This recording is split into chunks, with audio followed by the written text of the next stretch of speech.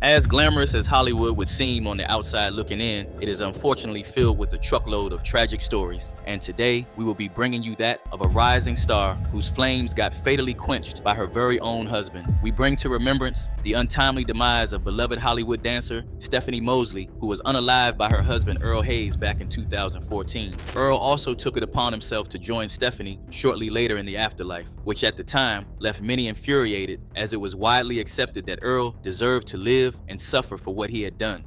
Hi, Glenn. Good afternoon. Yeah, this is still a very active and developing investigation. Police have not yet positively identified the two victims in this murder-suicide investigation, but we do know that they are in their 30s. The man living here in an apartment just beyond this gate here in the Palazzo Apartments. This all unfolded, you can see, from Sky 5 around 7:30 this morning. A neighbor calling 911 after hearing and screaming from a woman in a next door apartment. We're told the initial call said that as many as 10 shots were heard. Patrol officers arrived on scene. They entered the apartment. They found a back bedroom door closed, and when they tried to enter that back door, that's when they heard an additional 2 shots. The SWAT team was called in. They came in as a precaution, and when they finally entered the apartment, they found a man and woman dead from wounds.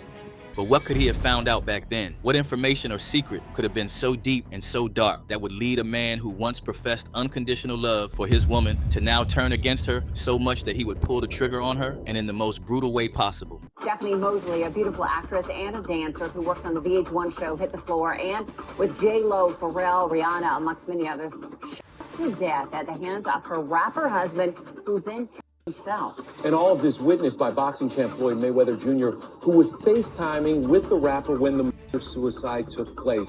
It is unbelievable. We were on the scene minutes after the rang out. And then again today asking something that everybody's asking: why? Why and how could something this horrific happen? See, this incident might have happened decades ago, but the rift that it caused in Hollywood is one that is still discussed to this day, especially in light of the FBI digging deep into records involving Diddy. A lot of names have come up, like Tupac Shakur's, Biggie, Aaliyah, Kim Porter, and now it would seem that Stephanie Moseley's name and her unfortunate exit is also being brought up for discussion. For those who might not know, here is a somewhat brief description of Stephanie and how she hopped onto the scenes of Hollywood in the first place. Stephanie Moseley was not just another dancer trying to get a big break in her career. She was a highly trained professional who had been putting in work long before the cameras ever followed her. Born and raised in Vancouver, Canada, Stephanie began dancing at a young age and quickly distinguished herself through discipline, precision, and an undeniable stage presence. By the early 2000s, she had transitioned from local performances to international stages, landing roles as a backup dancer for some of the biggest names in music. Stephanie danced for artists like Beyonce, Usher, Janet Jackson, Chris Brown, and Jennifer Lopez, but to mention a few. I knew Stephanie pretty well. She was one of my dancers for a while. It was a devastating thing. She's just loved. She will never, ever, ever, ever be forgotten. She is so loved, and it's just too short, and that's it. Giving back is, why we do all this. Stephanie Moseley was stunning and danced with Hollywood's elite: J-Lo, Janet Jackson, and Chris Brown. She also starred in VH1's Hit the Floor. E.T. was with her behind the scenes.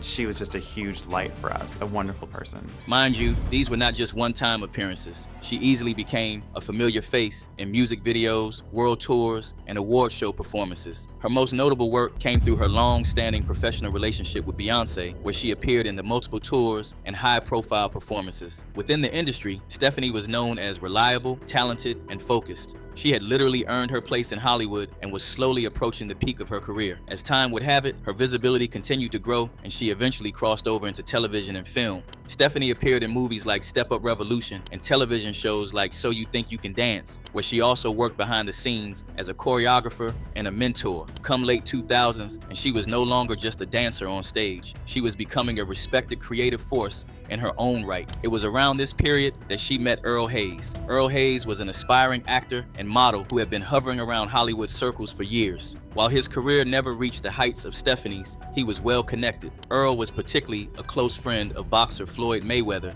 and frequently appeared in celebrity spaces through those associations. He had small acting roles and was actively trying to establish himself within the entertainment industry. Earl's relationship with Stephanie began quietly, away from public scrutiny, but it did not stay that way for too long. Friends easily described their bond as intense and passionate. According to reports, they were deeply in love, often inseparable, and in 2008, they decided that it was time to tie the knot. To outsiders, the couple appeared supportive of one another, though those close to them later hinted that the relationship was far more volatile behind closed doors. By around 2012, the cracks began to show. Earl reportedly accused Stephanie of infidelity, alleging that she had been involved with multiple entertainers. One name that surfaced repeatedly in these accusations was Trey Songz. While none of these claims were ever publicly substantiated, they caused significant strain in their marriage. The tension reportedly escalated to the point where the couple were separated for nearly a year. But in spite of the turmoil, Stephanie decided to return back to her husband, which a lot of people saw as a big no-no. "You never go back to an insecure, jealous man," one fan retorted. But friends of Stephanie would later describe her as hopeful, believing in love and reconciliation, convinced that things could still be fixed.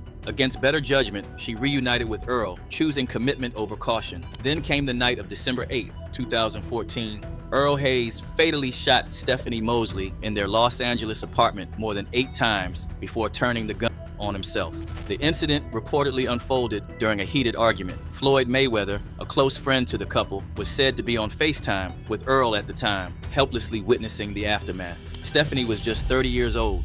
My best friend called me on FaceTime. We was talking a little bit.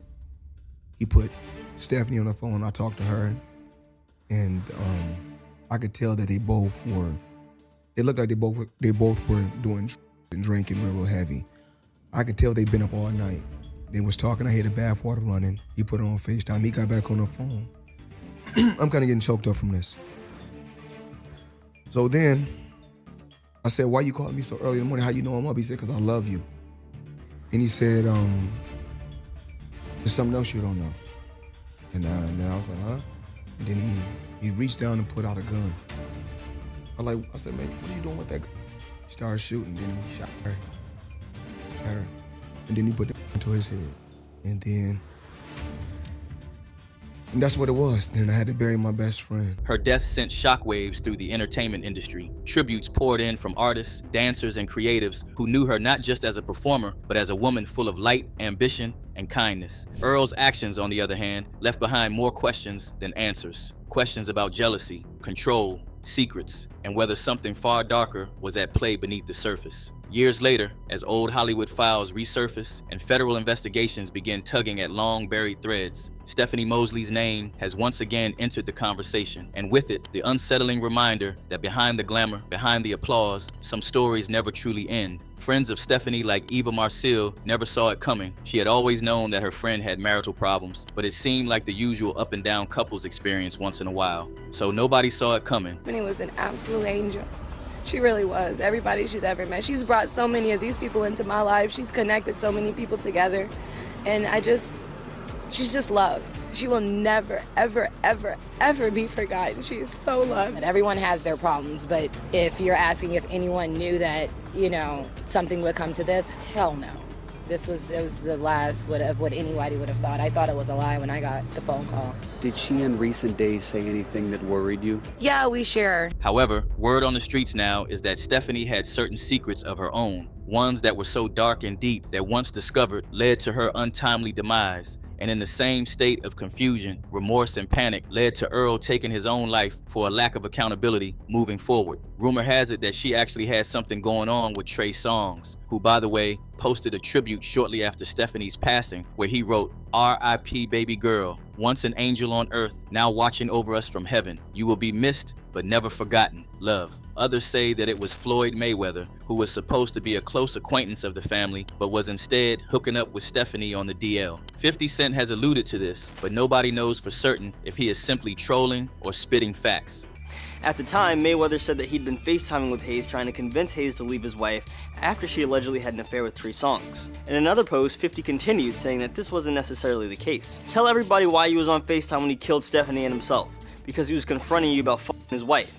He was pumping out like Trey Songz. Get the f*** out of here. You didn't give a fuck. You just went to watch the ball game." Was it simply just jealousy, or a hatred rooted so deeply in certain secrets that Earl was said to have reportedly discovered concerning Stephanie? Secrets that are believed would have ruined her career and all that she stood for? We'll see in the coming episodes. But for now, here's what a couple of individuals have to say about the situation. This person said, the rumor was that Floyd was smashing his wife, and that's why he called Floyd before unaliving her. Floyd, along with a lot of you fans, are trying to cover it up by saying it was another rapper. That is somebody else. I remember people that were a part of their circle all came out after this happened saying that Floyd was sleeping with his wife off and on for a while, and that's why he called Floyd that night. Another person said her career was flourishing and his rap career was non-existent. She was about to leave him for a high-profile celebrity and he snapped. And finally, Trey Songz ruining their marriage, then paying a tribute is diabolical. And now, we would like to know what y'all think about this situation. What could be the real, God-honest truth? That Trey Songz was somehow involved in all of this, but played it safe? Or that Floyd actually had something to do with it, despite being close friends with Earl? Let us know what you think down in the comments. Don't forget to hit that like and subscribe button and watch this next video because it is just as messy.